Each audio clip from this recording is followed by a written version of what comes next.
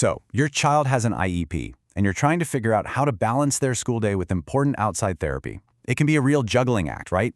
In this explainer, we're going to break down the official school district process for handling therapy during school hours so you know exactly what to expect and how the system works.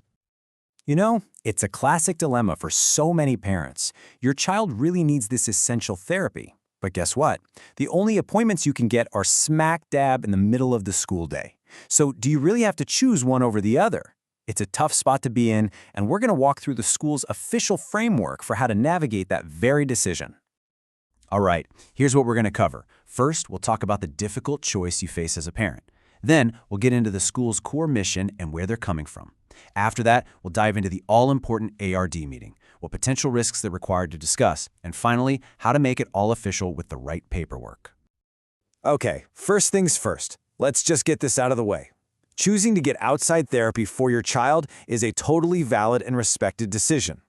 Whether we're talking about physical therapy, occupational therapy, or ABA, the school's own guidance understands that you, as the parent, are making the best choice you can for your child. All right, now let's flip the script a bit and look at this from the school's perspective.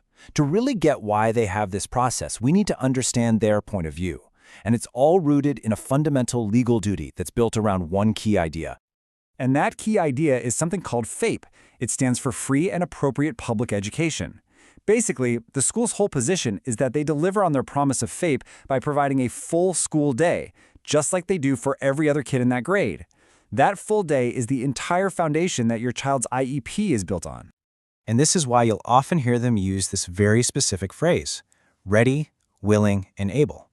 It's kind of their official legal speak for saying, hey, we have a complete educational program with all the services and goals in the IEP, and it's designed to be delivered during a full school day. We're ready to go.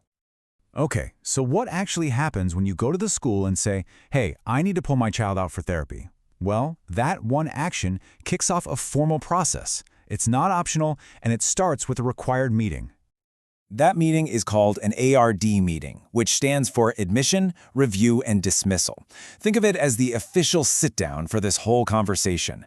Its purpose in this specific situation is to formally talk about your request and, this is the really important part, to document all the potential impacts of your child missing class time. You know, the process itself is actually pretty simple when you break it down. Step 1, you let the school know what you want to do. Step 2, they schedule the ARD meeting. Step 3 is the big one. The committee discusses all the possible downsides.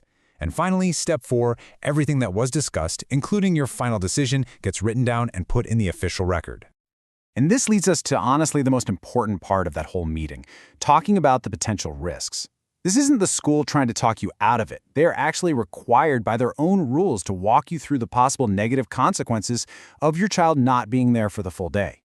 So in this meeting, the school is going to bring up a few specific things they're concerned about. They'll talk about how it could affect progress on IEP goals, or that your child might miss out on services that are literally written into their plan.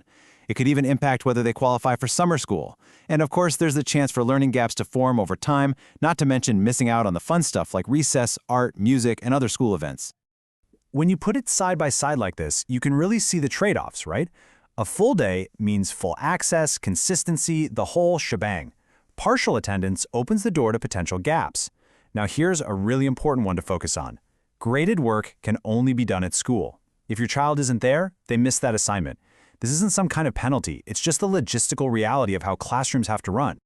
And I really want you to understand, this isn't just one principal's personal opinion. This conversation is a mandatory step. The guidance literally says the ARD committee should discuss potential harmful effects, and that they don't recommend missing school time. It's a formal part of their job, and it's all about making sure you have all the information before you make your final call. The guidance also brings up a really specific point about schedules and consistency. For a lot of kids, and especially for students who struggle with behavioral challenges, a choppy, inconsistent schedule can be really, really tough. In fact, the school notes that they often see behavior improve when a student moves from a partial schedule to a consistent, full-time one. All right, so the ARD meeting is over. You've had the big talk, the risks are on the table, and you've decided to go ahead with the therapy schedule. What's next? What's the paperwork side of things look like? Here's what you need to do, step by step. First, find the campus registrar. They're the person in charge of attendance records.